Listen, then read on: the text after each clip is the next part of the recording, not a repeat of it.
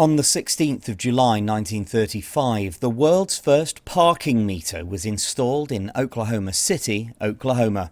Welcome to History Pod.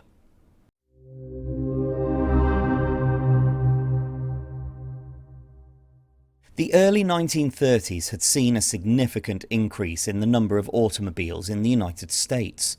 As a result, finding parking spaces in busy downtown areas became increasingly difficult. In Oklahoma City, business owners and city officials were concerned about the impact of limited parking on local commerce. Many cars remained parked for extended periods, and this prevented turnover and limited the availability of parking for other customers. To address this issue, Carl C. Magee, a newspaper publisher and member of the Oklahoma City Chamber of Commerce Traffic Committee, proposed a parking meter.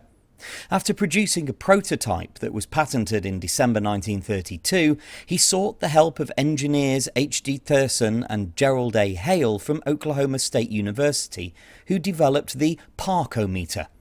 Its simple mechanism required drivers to insert a nickel to activate a timer, allowing the car to remain parked for a set period.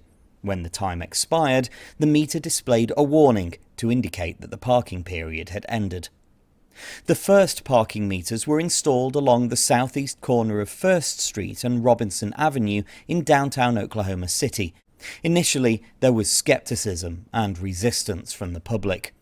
Many drivers were reluctant to pay for parking, which had previously been free, and some even attempted to take legal action to stop the installation of the meters. However, the meters proved effective in regulating parking spaces and ensured a higher turnover rate, which benefited local businesses. By the end of the 1930s, thousands of parking meters had therefore been installed across the United States.